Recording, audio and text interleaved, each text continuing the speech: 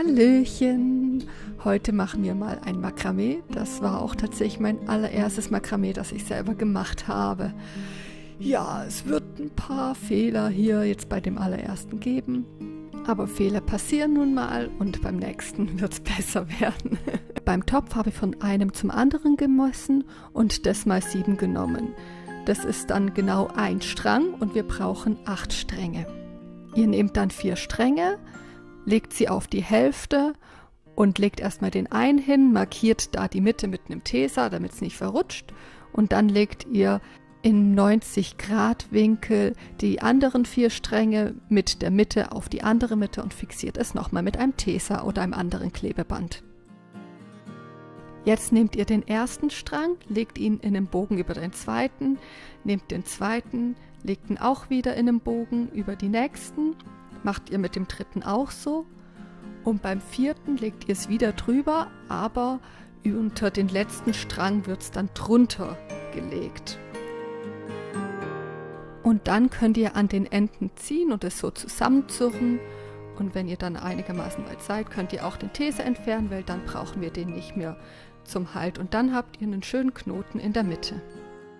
Um zu sehen, wo ich die ersten Knoten haben möchte, habe ich es nochmal auf den Topf gelegt und mit den Fingern abgemessen. Jetzt können wir schon mit dem ersten Knoten anfangen. Dafür nehmt ihr von den 2 nebeneinander liegenden Strängen jeweils die 2 äußersten und macht es zu einem Knoten zusammen, in der Länge, wo wir im Vorfeld eben abgemessen haben. Das wiederholen wir jetzt immer mit den 2 nebeneinander liegenden Strängen, die Knoten immer auf derselben Höhe, bis wir einmal im Kreis rum sind. Als Hilfsmittel kann man sich auch einen Pappdeckel mit der gewünschten Größe ausschneiden und das dann eben immer hinlegen, so als Maßstab. So, die erste Reihe ist fertig, nochmal geschwind alles kontrollieren, ob es so passt und dann kommt jetzt die zweite Reihe. Am besten unterm Knoten noch einen Teser, damit es nicht die ganze Zeit rumrutscht. Von 2 nebeneinander liegenden Knoten nehmt ihr die Fäden, die nebeneinander liegen und macht einen Knoten rein.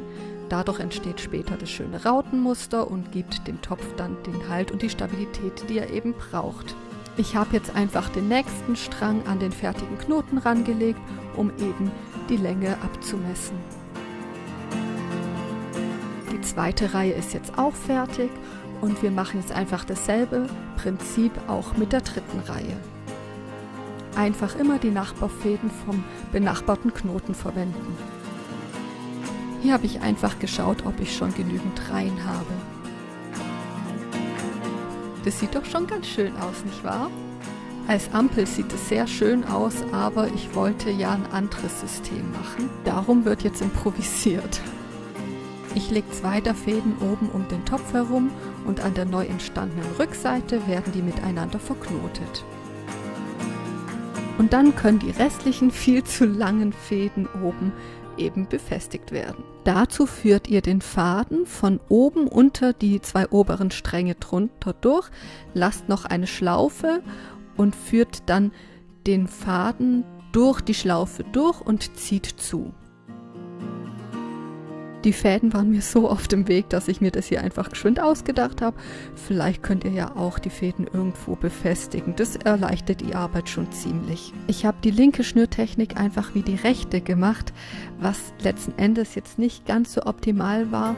Wenn ich das jetzt nochmal machen würde, würde ich beide Fäden nehmen und alles komplett nach rechts machen. Das ist dann einfach ebenmäßiger und schöner und ich würde es euch von Anfang an einfach schon mal empfehlen. Dann habt ihr nicht dieses Gekruschel, wie ich es dann am Ende habe.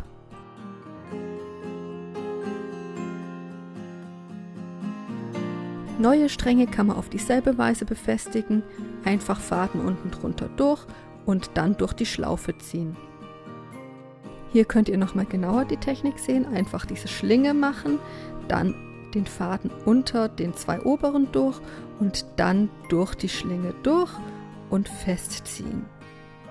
Oben in der Infobox könnt ihr übrigens sehen, warum ich keine Ampeln machen konnte und wo ich dann dieses fertige Makramee verwendet habe. Zu dem Thema kommen übrigens noch weitere Videos, weil ich mehr als ein Makramee gemacht habe. Die anderen sind aber besser gelaufen. Als die Stränge aufeinander getroffen sind, habe ich so verknotet, dass man es unten drunter verstecken kann. Die Fäden, die dann noch zu viel waren, habe ich abgeschnitten. Später musste ich es dann aber noch festnähen, damit ich sicher sein konnte, dass es eben nicht mehr aufgeht. Gibt es unter euch Makramee-Erfahrene? Wenn ja, immer her mit den Tipps und Tricks für mich als Neuling. So, mein erstes Makramee ist fertig. Jetzt wird noch alles zurechtgezogen und geschoben und dann wird's aufgehängt. Das war echt ein ziemliches Unterfangen. Oh weh. Ich hoffe, euch hat's gefallen und lasst gerne ein Abo da.